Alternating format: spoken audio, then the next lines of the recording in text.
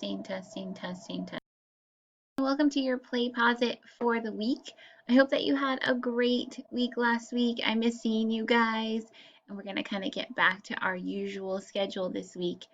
This lesson is going to be covering chords and arcs. So we are into Unit 3, into our circles unit. So go ahead and grab your notes, have that Play Pause It graded assignment open, and we'll get started. I have one quick announcement. We have our Pi Day celebration coming up. That's this Friday at 11 o'clock. It is an optional session, but you'll see it in your Class Connect schedule to click through. It's in Neuro. So I know sometimes things are in Zoom and sometimes things are in Neuro. So I wanted to point out that it is in Neuro this time. You can find more information about what we'll be going over and what you can bring with you if you want to participate in some things in the newsletter. But I think it's going to be a lot of fun. It's going to be held by a few of the teachers, including myself. Hope to see you guys there. All right, so let's review some things we've already learned about circles. Let me grab my pen. This first one, before I start, just don't forget that at any time you guys can pause this recording, even if I don't have a pause built in for you, and then you can try the work on your own and come back for the answer, right? So the first one says the measure of QTS. Angle QTS is what we're looking for. So we know that there are 360 degrees in a circle, and this little box means 90. So all we would have to do is basically subtract these from 90 degrees. I'm sorry, from 360. So 360 minus 90 and minus 140. And that will give us what is left in the circle. Let's get a calculator.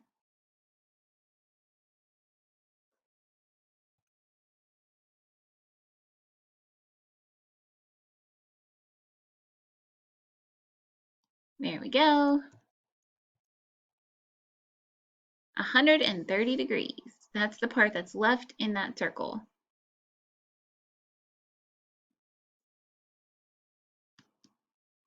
And that's it. So that's kind of using the property of how many degrees we know are in a circle. And the second one here, what is the measure of arc EF? So now we're looking for this arc length measure. And we know from last class that the arc length is basically the same thing as the angle measure, right? When you have that central angle. But this circle has the arc lengths measured on the outside versus the inside. We could just very easily put these here and find it the same way. We would do 360 minus 130 minus 80.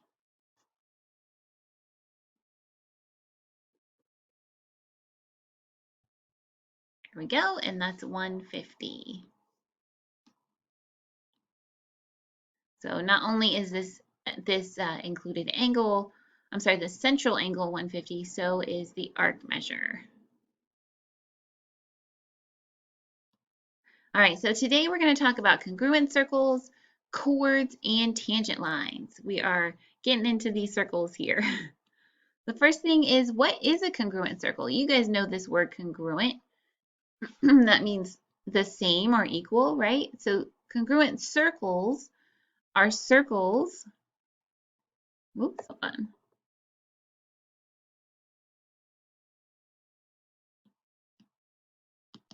For some reason, you see that? It's not letting me draw. All right. There we go. They are circles that have congruent radii. And radii is plural for radius. It sounds so funny to say it, I think. But here's an example. If this is 5 and this is 5, these are congruent circles. That's it. Pretty straightforward. Let's do some problems where we're using sort of that idea. Tell whether the red arcs are congruent. Explain why or why not. So the arc length, remember there's a difference between measure and length, right? So the measure of CD is congruent to the measure of EF. What is the measure of those arcs? They are both 80. The arc the length, which we don't know, it doesn't tell us what the arc length is. Remember, that's a piece of the circumference. Like this could be, I don't know, 10 centimeters or 10 miles. We don't really know, but it's a length. It's a measure. I don't want to say measure because that's how we get the degree. But it's the measurement of the length, essentially. And we could say that the lengths are also congruent because, look, the radii are congruent. We don't know for sure, but I just put those marks there to tell you that they are. So, yes, but there is a difference between, remember, the measure and the length. So check out B here. So we know that the measure is that central angle. So the measure of both of these red arcs is 90 degrees because it's across from that right angle. So the measure of the arcs are congruent. The measure is congruent, but the lengths are not congruent. Lengths not congruent. Because look, the radius of the inside circle is obviously smaller than the radius of the outside circle. So the radii are not equal or not congruent. So that means the lengths are not congruent. And that makes sense, right? Because it's a smaller circle. So it's going to have a smaller length. Even though the measures are congruent because it's across from the same angle. Let's try another one. So right away, you can see that these circles are not congruent, right? This one has a radius of 5, and this one has a radius of 4. 5 does not equal 4, so the circles are not congruent, which means the lengths are not congruent. And that's just simply because circle A is smaller, even though the measures of the arcs are congruent. That's okay.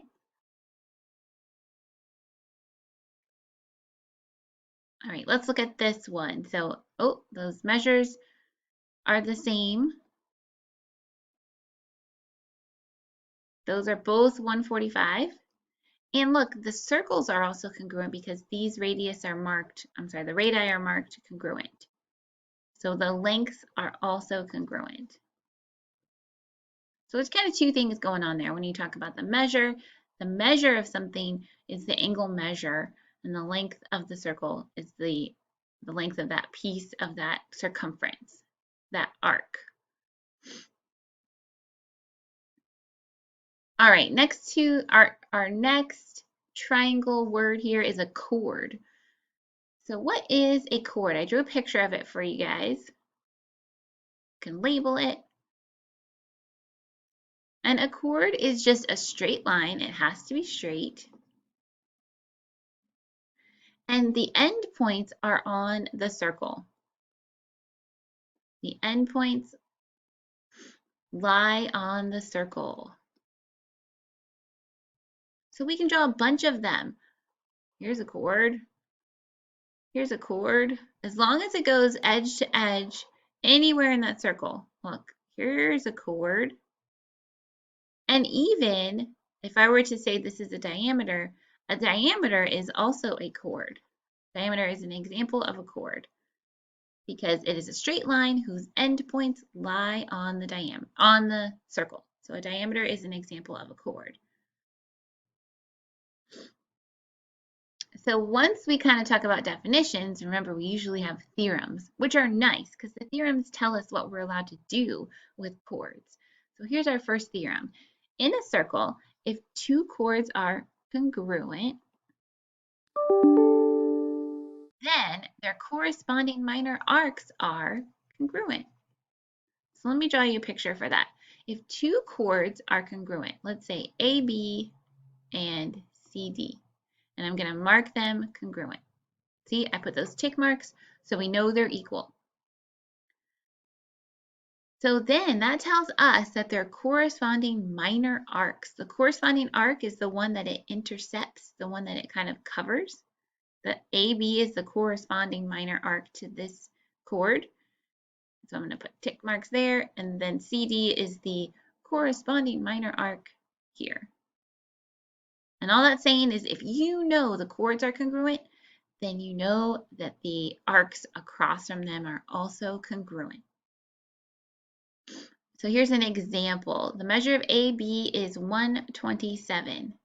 So right away, because we see those chords marked equal, we know that this arc is also 127. So a lot of stuff, I feel like a lot of stuff in geometry, things are equal, right? They're either equal or they're supplementary or they add up to 90. So you're going to see a lot of things in the circles unit that are congruent. All right, let's try this example. There's a lot going on, and then they also give you the diagram. But I promise you, a lot of the times things are just simpler than they seem. So it says in this diagram, a circle P is congruent to circle Q. So this statement right here tells you that the radii are equal. Even if they didn't mark it, that's what you know because they're telling you that the circles are congruent. So that's what that means. The radii are congruent. Then it says FG and JK are congruent, which they marked for us. Those are chords that are equal. And the measure of JK is 80. Find the measure of GF. So here's an example where the chords are equal. So even though it's not in the same circle, remember this example, the chords were inside the same circle. You can also have it where the chords are outside the circle, in two different circles. And as long as those chords are equal, then the corresponding arcs are also equal. So if JK is 80, then so is the measure of GF. Because basically, like they're the same circle, but not. They're congruent, right? Not equal. All right, here's our next working theorem. This says that in a circle, if a diameter or radius is perpendicular to a chord, then it bisects the chord and its arc. So here's the picture. So we know it's perpendicular because I'm going to tell you there's a right angle right here. So two lines that form a right angle are perpendicular.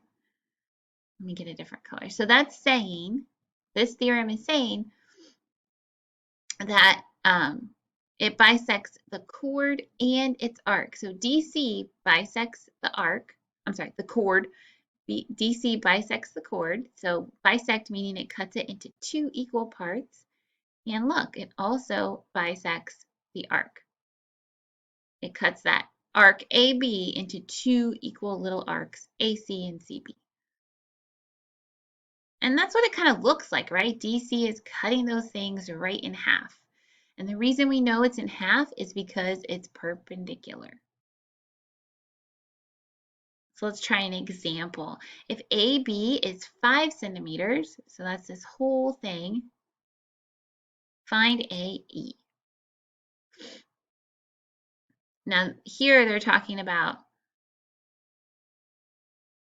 the chord length.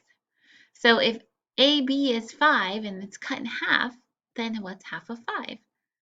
It's 2.5, right? So AE is 2.5 centimeters. If the measure of arc AB is 120, find AC. So again, similar idea. The whole thing here is 120 and DC cuts it in half. So each of these is 60. So AC is 60 degrees.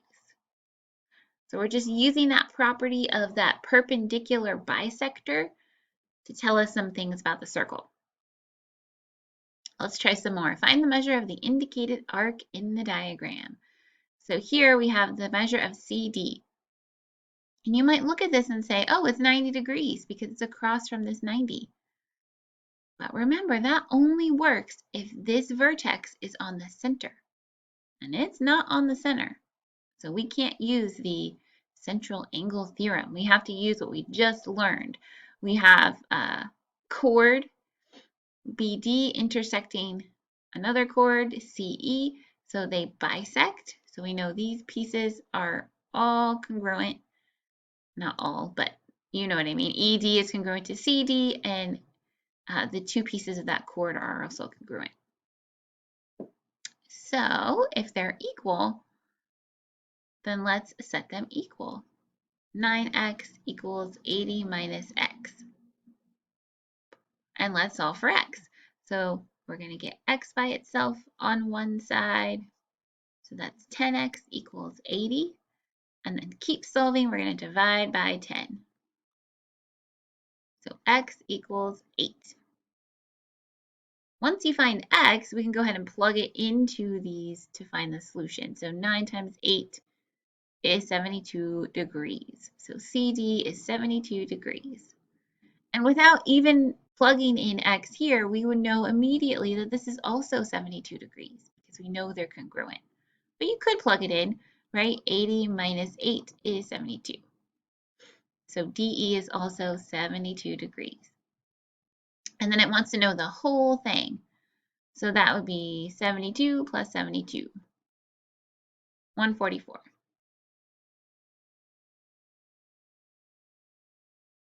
All right, our next theorem. Here it says in a circle, two chords are congruent if and only if they are equidistant from the center. Remember, equidistant means equal distance. It's a fun word, equidistant. So let's draw what that means. Here are our two chords, C to D and A to B. And we're going to show they're equidistant basically by marking how far away they are from the center, So I drew some lines from the center and I put tick marks on them to show that they're equal, which means the chords are equal.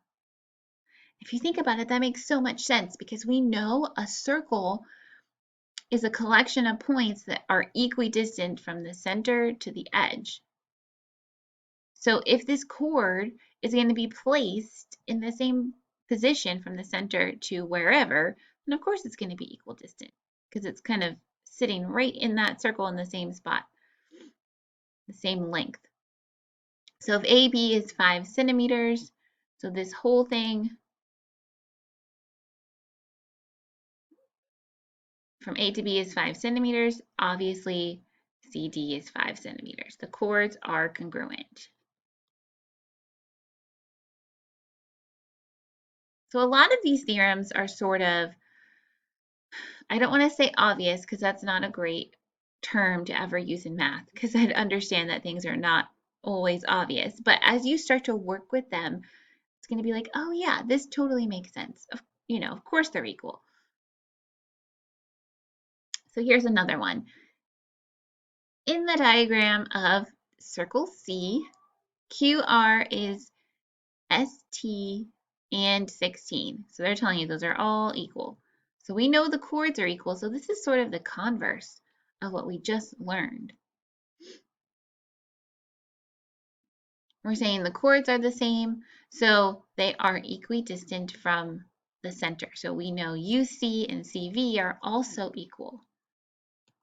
So we can set 2x equal to 5x minus 9 to help us find CU. So I'll subtract 5 and then divide by negative 3. Get x equals 3, but let's plug that in. CU is 2x, so 2 times 3, so that is 6. It doesn't tell us what the units are, so I guess we can just write units.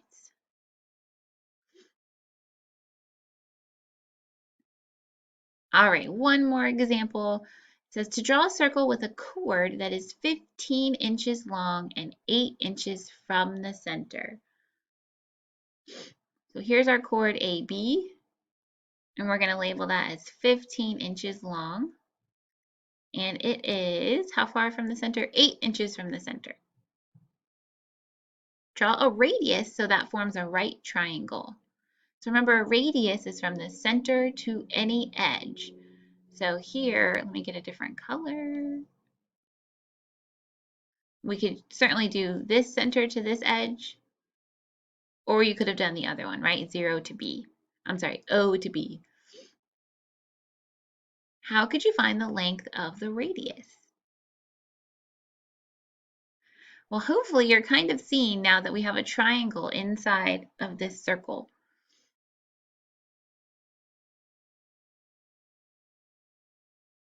And so we know that that's a right angle.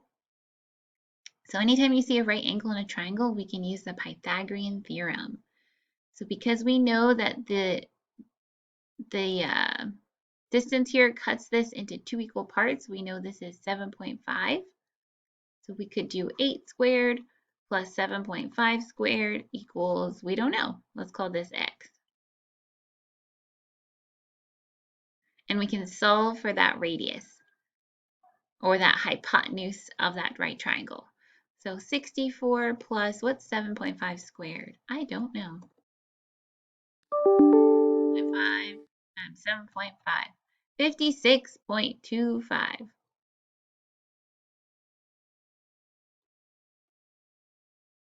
Plus 64 is 120.25. And then we're going to take the square root of both sides, right, to get rid of that squared.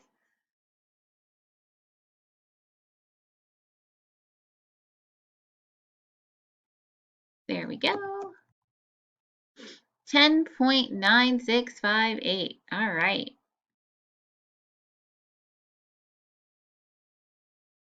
Inches. It is plus or minus, but remember we're talking about length here. So we're really only going to take the positive value.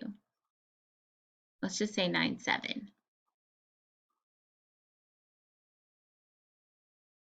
All right, let's talk about tangent lines.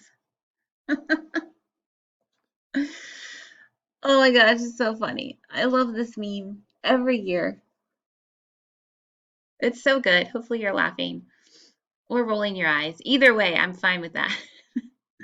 As long as it got your attention a little bit.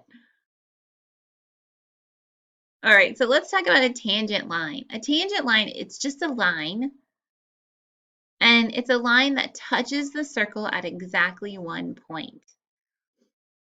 So it's a line that touches the circle at exactly one point. So let's draw a tangent line. I'm going to get an actual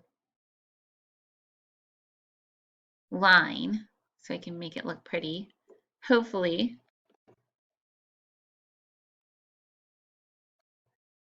Let's see here. Oh, look. Okay.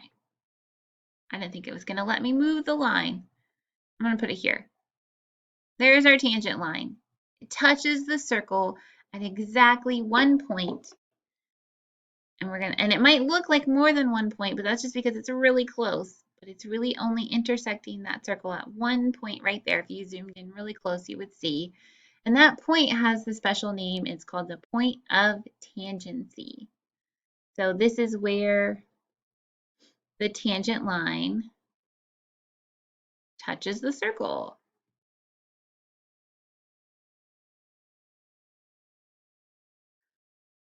The last sort of word on here is secant. So a secant is a line that intersects two or more points on a circle.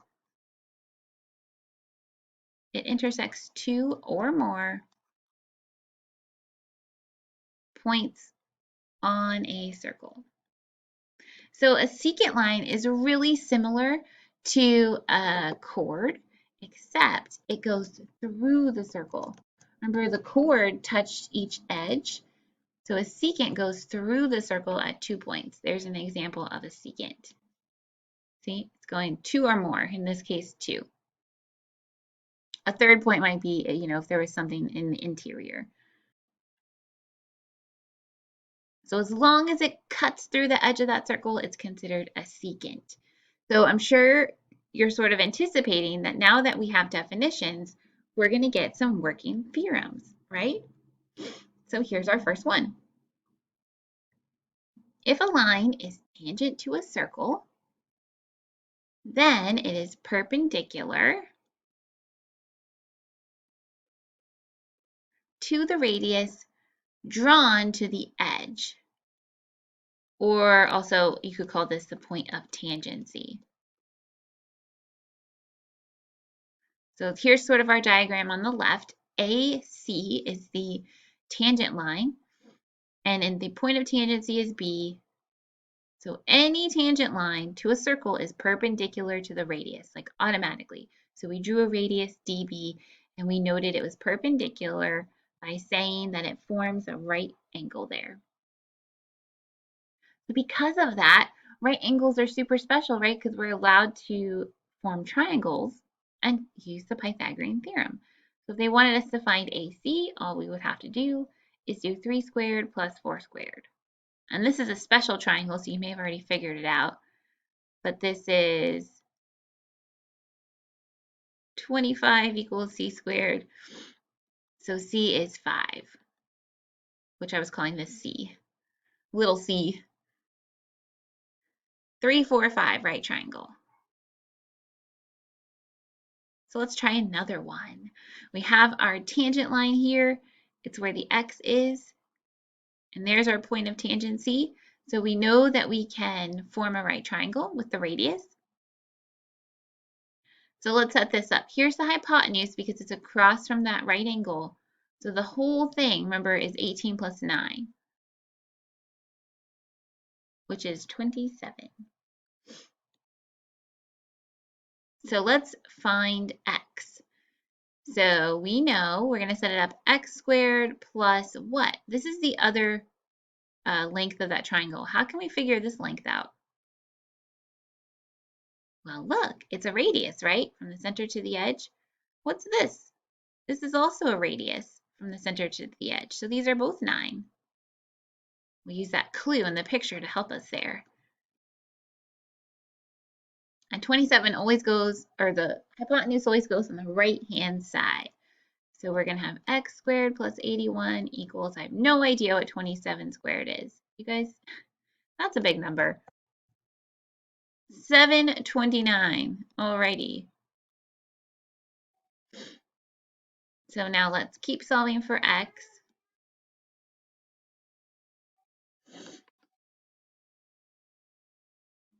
All right, let's go to our calculator. 729 minus 81 is 648.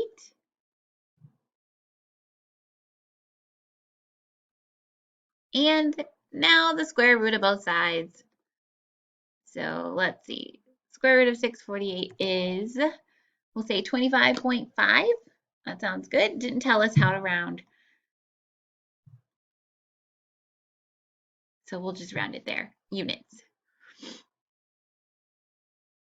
Theorem number 2 with tangents and secants. This one cracks me up. It looks like a party hat.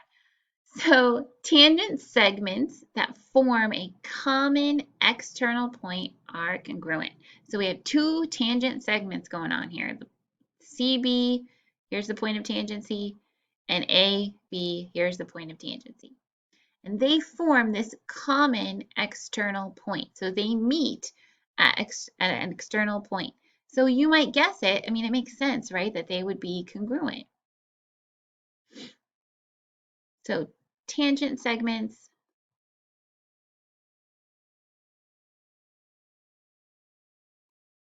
that form a common external point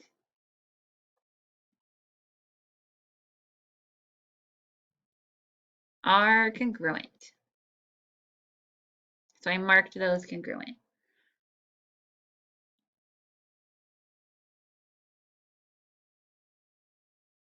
So now let's find the value of CE and AE. This might look confusing. It does to me when I first see a diagram like this, but let's just work ourselves through the picture and try to isolate some things.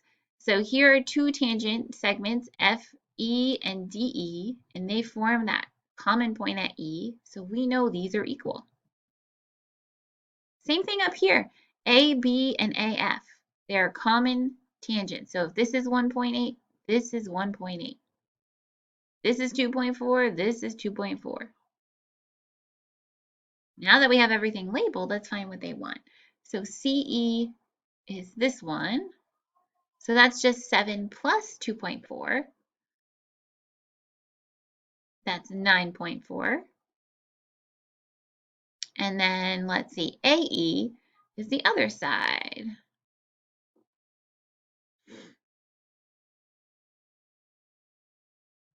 1.8 plus 7. So that's 8.8.